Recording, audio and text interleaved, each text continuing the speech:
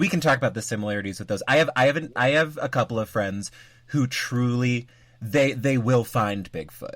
And they would love to talk about these in great detail. But I guess okay, so we have Mothman, which one of my friends would be angry to hear me say this, but it's he's kind of full myth. We have come as a community around to full myth. But then there's Chupacabra, where it's there have been biological examples of it. Has there ever been a bunyip exhumed from a swamp that people were like, this is the skeleton? I don't think so. I think the bunyip probably exists in more of a state of a Mothman now. That's okay. But we have I think we have other cryptids that are more real. We have giant cats. So Australia has no native cats. Big cats, yeah. No big cats, no lions or tigers or anything. But there's I suppose these cryptids of cats, big cats, tigers and lions, that have escaped from circuses over the years and grown to enormous sizes in the bush. And people have seen these huge cats, the size of horses. And see, that's fully believable. Yeah, that's the opposite of Mothman, where it's there is a totally scientific explanation that is still wacky and results in something scary and crazy. Because we hear all these stories of how dangerous Australia is animal-wise in general, and then I never even considered cryptids and monsters on top of that. Honestly, our country is so fucking terrifying. Yeah. There is, and I always talk to people about it, especially people from England or the UK, because they're oh well, you don't want to go out on the swamp because otherwise a small snake could give you a nasty bite. And I'm if you walk through the bush, you'll die. You'll just die. Exactly. I was going to say, I can't think of a more a safe country to be outdoors than the UK. Yeah, the UK. Yeah. It's a horse might kick you in the head. It's there's some places. The accent that you're slipping into so seamlessly is really sending me.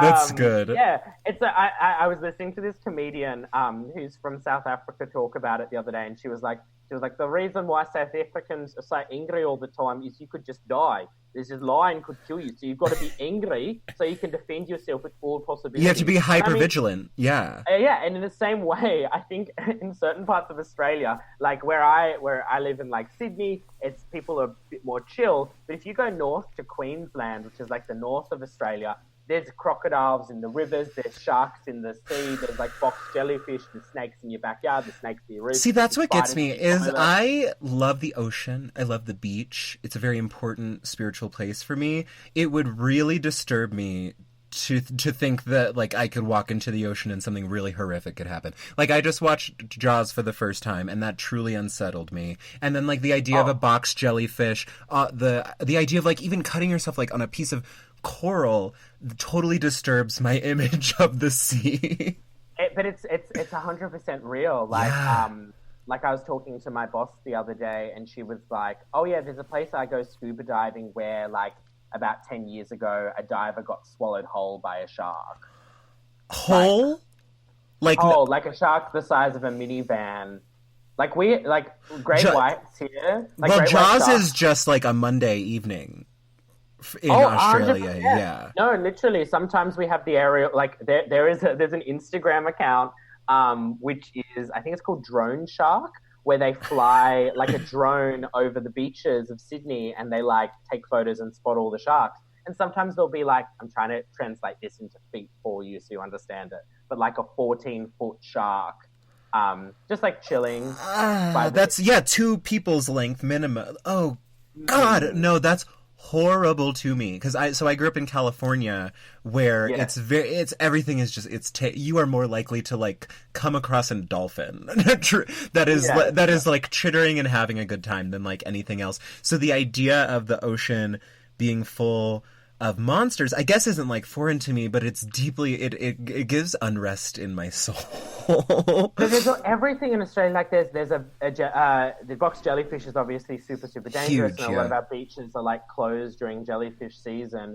But there's also there's a blue-ringed octopus which lives in rock pools, and the bite is painless. You can't feel it when it bites you, but it has a neurotoxin so powerful that 2 hours later you just die. Oh my god. Oh my god. Stonefish. The stonefish looks like a rock, like it camouflages itself, but it has spikes along its back. So when you step on it, the spikes go through your foot, and you just like you can get paralyzed. That's like toxic. The Sydney funnel web spider. The funnel web spider. We're honestly. I'm loving that you're listing them. It's deeply upsetting me, but I want this for the pod. So please do keep going. I'm just my heart is breaking that these things exist. Well, the Sydney funnel web spider is like where I am in Sydney, and it's a spider that's probably like the size of, like I'd say, like a small mouse, and its fangs are powerful enough that they can bite through your thumbnail. Oh. And it's no. And those are the ones that I've seen the photo building those in huge entire tree webs, correct?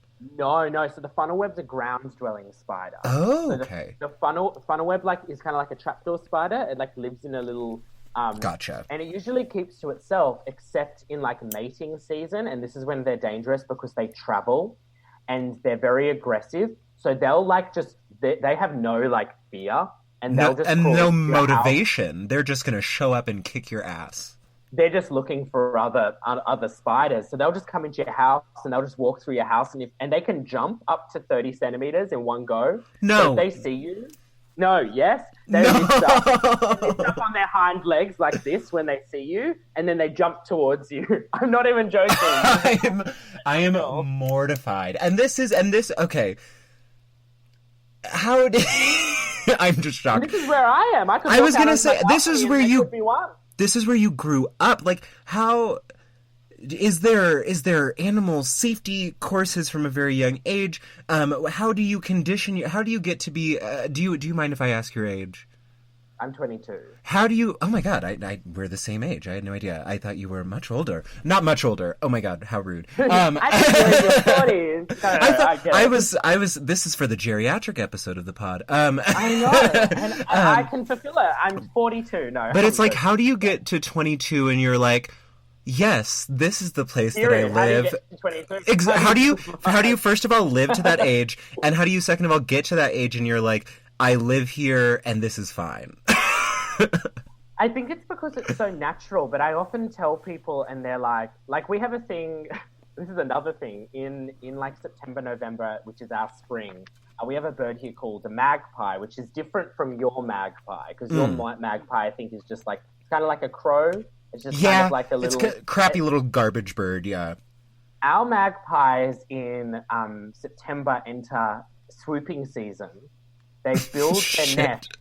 They build their nest, and they're such territorial birds that if you walk past their nest, they will swoop you and try to kill you. Oh, and see, I don't do birds. Period. This is one thing. This is one thing that no birds. This is one thing that people will learn about me through the podcast. I'm sure it will come up.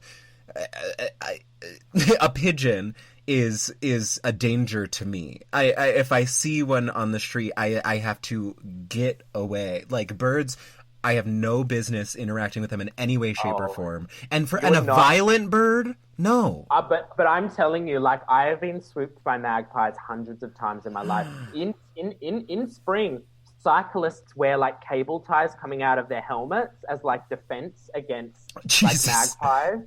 Like, do they break skin? Like, are they... come at you and they drive their bills into your head. Oh my! Yeah. I imagine, like, God, we have like the dumb, like, pulpy ER shows where it's like what sent you to the emergency room, and now I imagine an Australian version where it's truly like a live bird sort of at a 45-degree angle in somebody's skull, and they're like, "Can you get this out?" Like, yeah, no, this is them, and they come at you. No. Etcetera has just shown me a picture of a large, aggressive bird in kind of an open, dare I say, spread eagle stance. Mm-hmm. No. I have to say, I literally, like, I was hoping to have a brief congenial conversation about, like, oh, I would love to come to Australia. I can't wait to, like, one day do drag there. I have no interest anymore. After hearing about the magpies, I'm in fact moving farther away from Australia. Have you heard about the cassowary? Okay. I'm about to. Ma'am, okay, this is the last bird I'll talk about, I swear. Okay, Okay. the cassowary is the biggest bird we have. The cassowary stands at about Wait, it's 1.6. bigger than like an emu or an ostrich? Mama, this is a cassowary. This is the cassowary fantasy. Oh, I've seen her.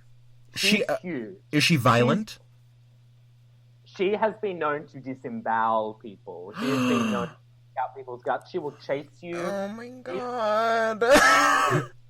Her claws, she said, full set of acrylics. She on said, on her on her feet, I assume. You're holding up your arms, so I was like, does she have hands? she has hands as well. And really quite dangerous. There's like forests you can't go into because the cassowary. Like this is. Well, I can imagine so, because it's like if emus are. Oh Jesus! Etcetera is putting up. Everybody, please search what's the name again? Cassowary. Cassowary claw, and be prepared to never sleep again. Like that's a real dragon. That's a living, breathing Smaug. So I'm just saying, if you come to Canberra, or come to Sydney, or any kind of Australian location, have a local present, because the number one injury that tourists face is just not knowing what the fuck goes on in this country, and they're like, oh my god, look at this big bird. It's so cute. Let's take a photo with it. That will never be a problem for me. Like, literally, I will show up one day to tour Australia and do drag or whatever, and people will be like, oh my god, I know you don't have a show, like, come out, we're gonna go, like, hang out in the woods. I'd be like, no, I'm gonna be in my Airbnb, alone, sitting in an air-conditioned corner, watching for spiders for the next week until my next gig. So thank you very much. That's horrifying. And it's like, I have done my own personal research on the Great Emu Wars, considering the fact that emus are smaller than a cassowary, I can only imagine the military might and ability of of those animals. Isn't it so funny? Because all of this is just like normal for us. Like, and it's normal. Is the Great Emu War like a chapter in history class? Like, is it truly just like, here's when we lost to the birds? It's not even something we discuss because it's so, like, commonplace. We give in. We give in to nature. Like, there's just some things we can't beat in this country. There's something beautiful and, like, caveman-y about that, where it's like, we're getting back to basics and we're just going to deal with what's here. Oh, yeah. Like, I used to wake up in, like, high school and there'd be kangaroos just in my front garden. It's like, can we take a moment to talk about kangaroos? Because, like, absolutely. Because if there's anything that's like a cryptid proven true, it is a kangaroo. Like, if somebody 200 years ago could describe to somebody else and be like, so, I visited Australia, and there's these human-sized animals that carry around their children in their pocket in the front, and they have the punching power of multiple men, and they can achieve approximately 35 miles per hour in speed, that other person would tell them that is not true. That is a fake animal. And they're such weird animals as well. They're kind of like, they're almost like a deer gone wrong, or like some kind of like horse gone wrong. A deer kind of primate, just crazy situation. Yeah, they act like a horse. That's the way that they act. And they go around, they graze, and they're like they travel in like groups. And they're spooked like horses are. Like they're spooked like when you like spook a deer or a horse, and it like goes up and then runs away. That's similar with a kangaroo. They're very like. See, and I don't trust horses either, so that just checks out that they are of the same disposition.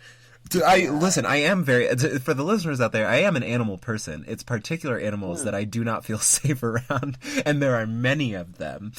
So like, I guess the thing that I wonder is, like, let's say you're in a major city. How far do you have to travel outside of like the downtown area of that city to be involved in a violent kangaroo confrontation? Oh, a kangaroo confrontation?